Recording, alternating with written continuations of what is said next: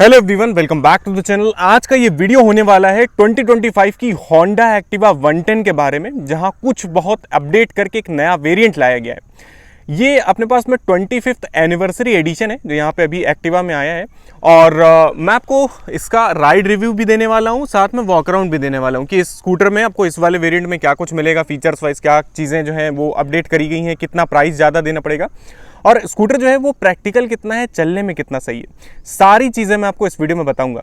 तो इस वीडियो को हम लोग स्टार्ट करें उससे पहले shout out to MCS Honda Kanpur. अगर आपको एक्टिवा या फिर कोई भी मोटरसाइकिल होंडा की देखनी है, कोई भी टू व्हीलर देखना है, तो आप शोरूम को कांटेक्ट कर सकते हो। वीडियो के डिस्क्रिप्शन बॉक्स में आपको एड्रेस और कॉन्टैक्ट नंबर दोनों चीज़ें मिलेंगी, तो वहाँ से आप कॉन्टैक्ट करके खरीद पाओगे।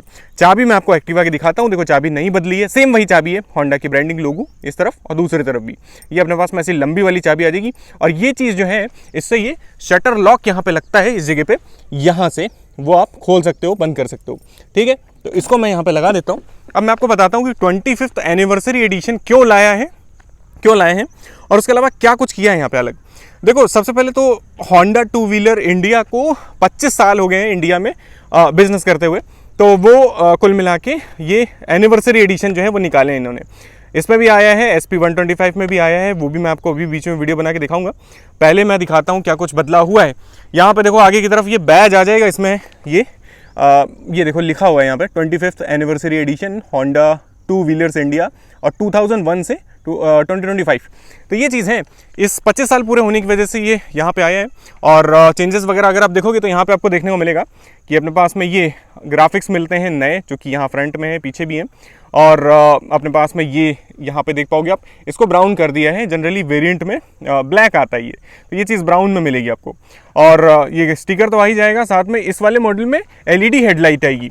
एक चीज़ और है कि ये वाला जो वेरिएंट है, ये स्पेशल एडिशन, ये सिर्फ और सिर्फ डीलक्स मॉडल में आएगा, आपको मिलेगा डीलक्स मॉडल में ही आपको मिलेगा, बाकी स्टैंडर्ड में नहीं आता और एच स्मार्ट में नहीं आता। तो ये चीज़ है, इसका ध्यान रखिएगा जब आप खरीदोगे। और डीलक्स में करीब 1000 रुपये ज़्यादा देके आप ये खरीद पाओगे। उसके बाद में अपने पास में देखो पैनल्स कैसे क्या आते हैं, मैं आपको दिखाता हूँ।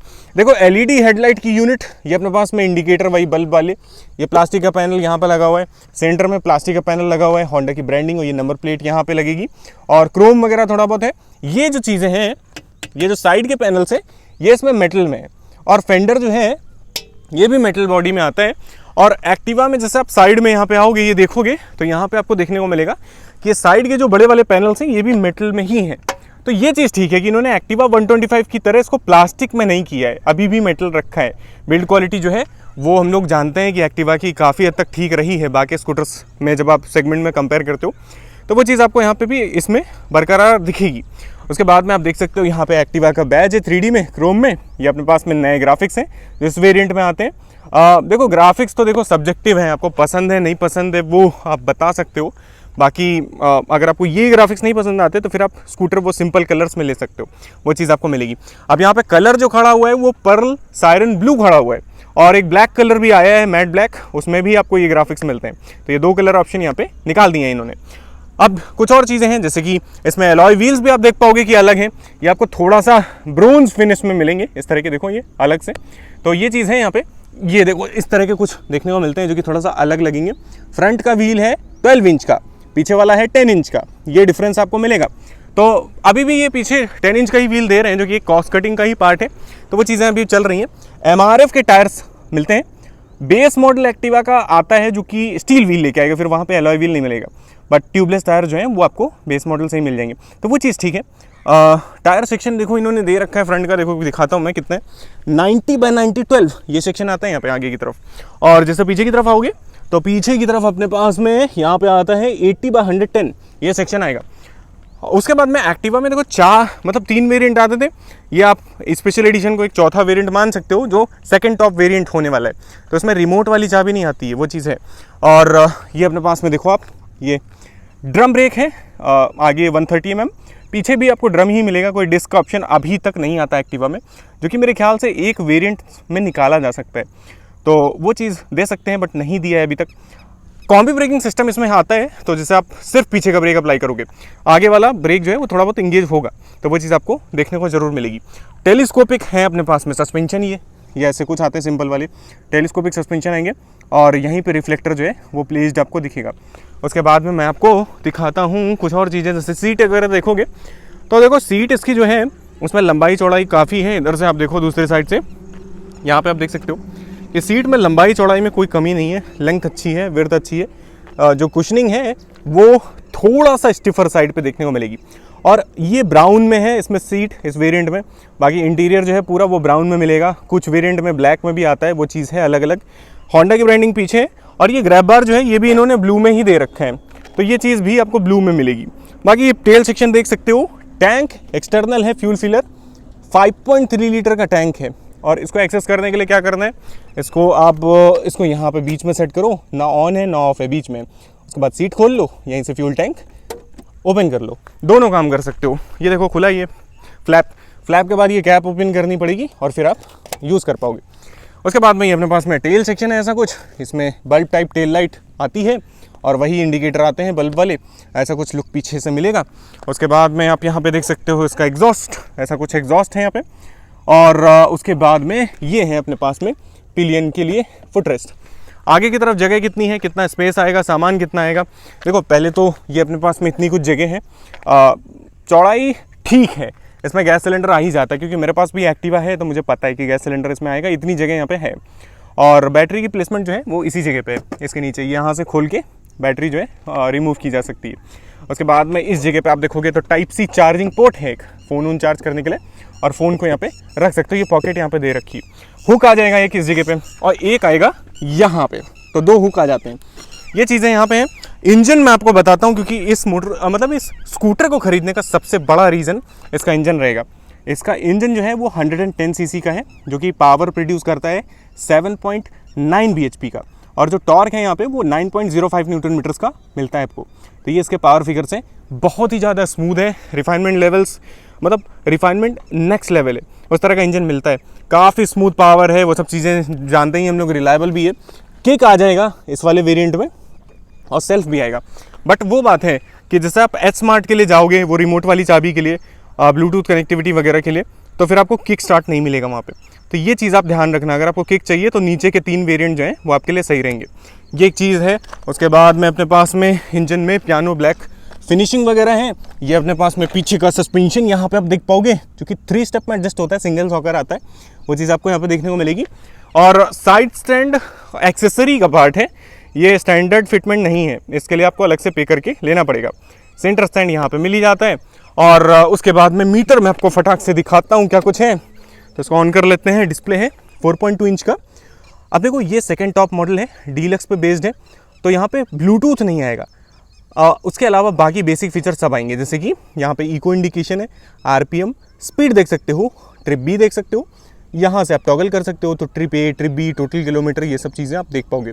फ्यूल का इंडिकेशन साइड में है अपने पास। उसके बाद क्लॉक है, यहाँ से मेन्यू में जाया जा सकता है। ये जॉयस्टिक दिया है, इससे ऑपरेट हो जाएगा पूरी तरह से। तो ये अपने पास में देखो फ्यूल, यहाँ पे देखो, अब मेरे रेंज में जाऊँगा तो यहाँ पे रेंज वगैरह जो है टैंकी वो शो करेगा। उसके बाद में अपने पास में ये ट्रिप ए, ट्रिप बी का डेटा है। और उसके बाद में अपने पास में सेटिंग में बहुत सारी चीज़ें हैं, जैसे कि फंक्शन देखोगे तो फंक्शन में अपने पास में ट्रिप ए ऑटो रीसेट पे लगानी है, इको इंडिकेटर चाहिए, क्या चाहिए आपको वो होम स्क्रीन पे सेट कर लो। डिस्प्ले में अपने पास में डिस्प्ले का टाइप चेंज किया जा सकता है।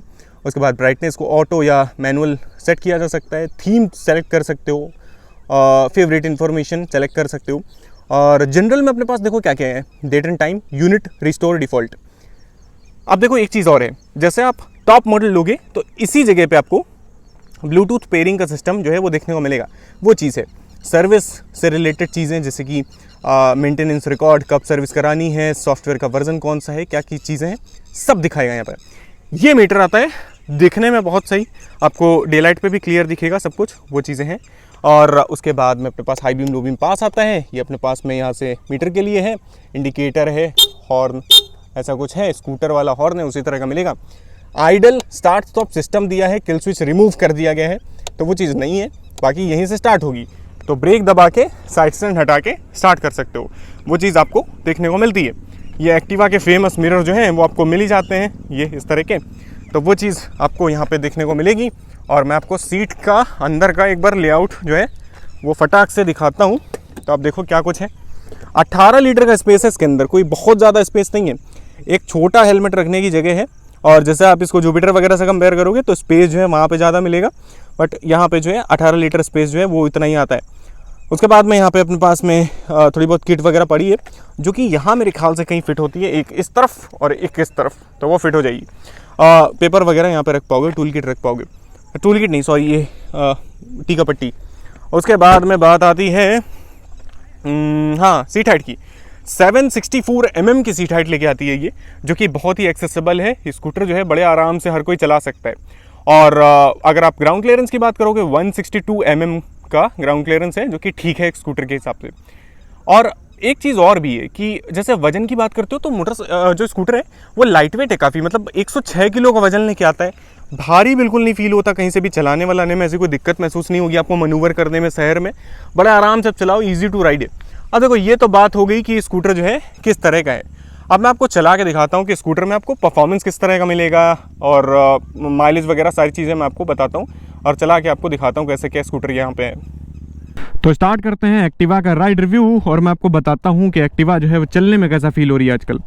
सबसे पहले देखो, अभी आप देखोगे तो इसमें आइडल स्टार्ट स्टॉप है, उसकी वजह से ये बंद हो गई है। इसको आप यहाँ से ब्रेक दबा के मतलब स्टार्ट कर सकते हो और फिर आइडल स्टार्ट स्टॉप को बंद कर सकते हो। अब ये बंद नहीं होगी, तो ये एक ऐसा फीचर दिया है ताकि आपका थोड़ा बहुत पेट्रोल वगैरह बचे, उसके लिए दिया गया है। सबसे पहले देखो एर्गोनॉमिक्स वाइज कैसी है स्कूटर, एक टिपिकल स्कूटर की तरह कॉम्पैक्ट हैंडल बार है, शहर के हिसाब से चलाने में बहुत सही और कंफर्टेबल तरीके से आप बैठते हो, बिल्कुल स्ट्रेट बैक के साथ बैठोगे, हैंडल बार पास में ही है बिल्कुल। अगर आप सीट में थोड़ा पीछे हो जाते हो स्ट्रेच करके आप हाथ बिल्कुल सीधे खोल के बैठ सकते हो।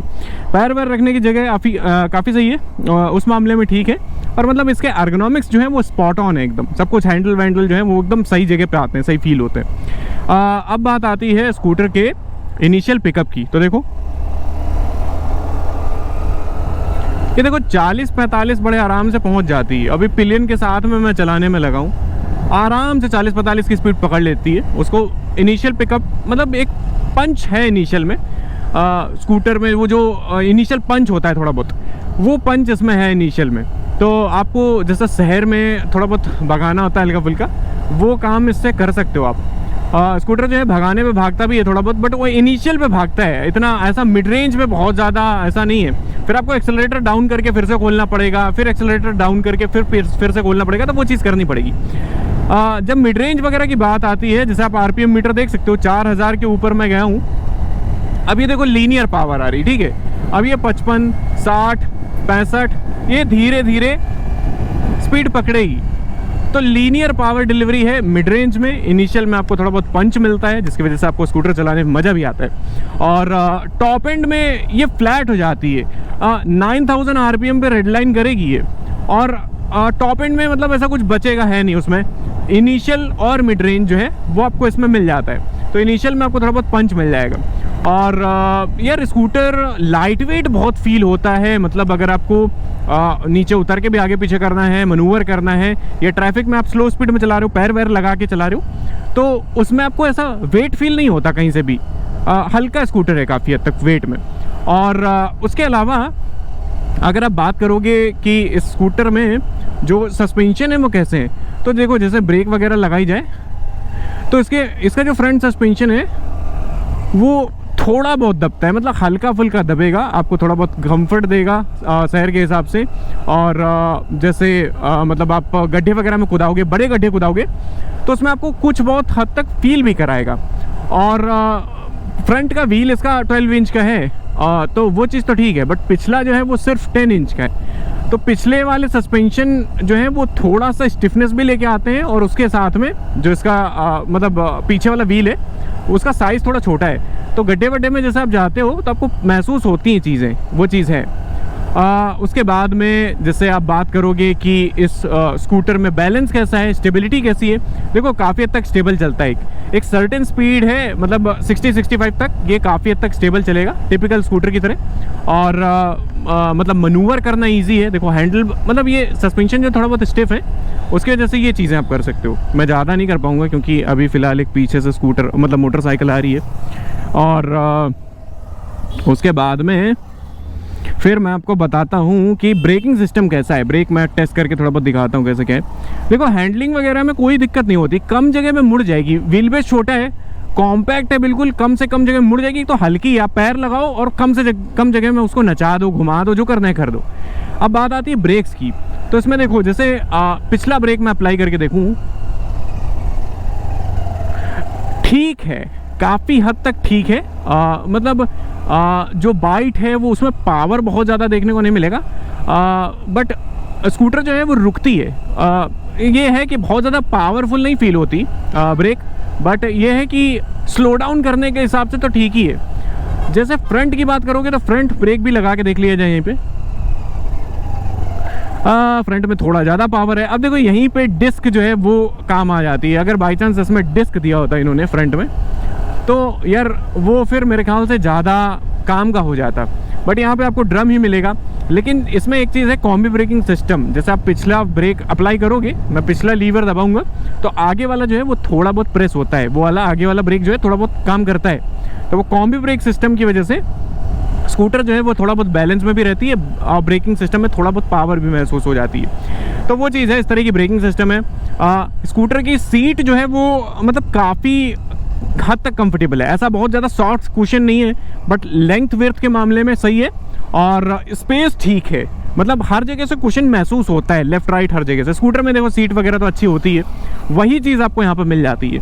और ग्रैबर वगैरह है तो पिलियन को बैठाने में कोई दिक्कत नहीं होगी। फैमिली टाइप स्कूटर है बिल्कुल, तो उसी तरह की सीट मिल रही है। इस स्कूटर को यार इस तरह से बैठ के लंबा चलाया जा सकता है, जैसे ऐसा हाईवे पे लॉन्ग, मतलब ऊंची स्पीड नहीं, बट वही है कि शहर में अगर ज़्यादा देर तक चलाना है तो आप थकोगे नहीं, इसमें आराम से बैठ के जा सकते हो। और लगेज वगैरह ले जाने के लिए आगे जगह है थोड़ा बहुत, और सीट के नीचे 18 लीटर के आसपास का स्पेस मिल जाता है, तो वहाँ पे थोड़ा बहुत सामान रखना चाहो तो रख सकते हो। उसके अलावा स्कूटर में टायर्स वगैरह डिसेंट ग्रिप देते हैं, MRF है, डिसेंट ग्रिप वगैरह मिल जाएगी। इतनी कुछ ग्रिप में दिक्कत आपको देखने को नहीं मिलेगी। इस स्कूटर में यार क्वालिटी लेवल्स बहुत सही है, मतलब डिस्प्ले वगैरह तो बढ़िया दिखता ही है, फीचर्स भी लेके आ जाता है। ये चीज़ें आप देखो, ये प्लास्टिक देखो, पैनल्स देखो, इनकी फिटिंग देखो, एक एक मतलब शुरू से आखिरी तक एक बराबर आपको देखने को मिलेगी। और पेंट से लेके वो जो टच एंड फील होता है मटेरियल्स का, वो बहुत ही अच्छा देखने को मिलता है, जो कि हर बार हम लोग होंडा से देखते हैं। ये मतलब एंट्री लेवल स्कूटर होने के बाद भी आपको ये चीज़ें बहुत सही मिलती हैं। कंपोनेंट्स जो हैं वो ठीक ठाक मिल जाते हैं, हार्डवेयर काफ़ी सही मिल जाता है। उसके बाद में देखो मिरर्स वगैरह ठीक ठाक पीछे का दिखाई देंगे, लीवर्स वगैरह भी ठीक ही हैं, क्वालिटी स्विचेस की भी अच्छी है। प्राइसिंग की जब बात आती है तो प्राइसिंग देखो इसकी शुरू होती है एक्स शोरूम 82,000, मतलब 82,000 रुपये से एक्स शोरूम स्टार्ट हो जाएगा। और ये वाला जो वेरिएंट है, ये जो आप नए ग्राफिक्स में देख रहे हो, ये आपको 93,000 का पड़ेगा, मतलब 93,000। और टॉप मॉडल जो स्मार्ट मतलब वैसा रिमोट वाली चाबी के साथ में आता है, वो आपको 95,000 रुपये का पड़ता है, 95,000 का। तो ये प्राइसिंग है एक्स शोरूम 82,000 से 95,000, ये आपको देखने को मिलेगा। और ऑन रोड प्राइस जो है वो वेरी करेगी अलग अलग जगह के हिसाब से। तो ये प्राइसिंग है। माइलेज 45 तक का आप एक्सपेक्ट कर सकते हो, इतना माइलेज आपको आराम से स्कूटर जो है वो निकाल के दे देता है। तो ये सब चीज़ें हैं जो स्कूटर में देखने को मिलती हैं। और यार देखो इंजन बहुत ज़्यादा स्मूथ फील होता है, रिलायबल इंजन हम लोग जानते हैं, ट्राइड एंड टेस्टेड स्कूटर बहुत समय से आ रहा है, इसलिए मैंने मतलब बहुत ज़्यादा डिटेल राइड रिव्यू नहीं किया, ऊपर ऊपर का आपको बताया है। और मेरे पास में है तो मैं कई चीज़ें जानता हूँ, जैसे कि आगे गैस सिलेंडर रखना है रख सकते हो, इंजन में कोई दिक्कत नहीं आती है। कंपोनेंट्स जो हैं, ये स्विचेस वगैरह हमेशा चलते रहेंगे, इनमें कोई भी दिक्कत कहीं नहीं आने वाली। और चीज़ें जो हैं वो लास्ट करती हैं, मतलब ऐसा कमज़ोर स्कूटर वाला फील नहीं आता है। तो ये सब चीज़ें हैं स्कूटर के बारे में। बाकी तो यार आपको अगर इससे रिलेटेड कुछ और पूछना चाहते हो आप, देखो ये देखो पैर लगा के आप इतनी जगह में मोड़ सकते हो, ये चीज़ है। तो कम से कम जगह में मोड़ सकते हो, चीज़ें जो है काफ़ी सही काम करती हैं, स्कूटर बहुत स्मूथ चलता है। अगर आपको पूछना है कुछ भी कमेंट सेक्शन में लिख सकते हो, वीडियो में कुछ भी पसंद ना पसंद आया है वो भी बता सकते हो। आज का ये वीडियो यहीं तक रहेगा। I hope you like the video and thanks for watching.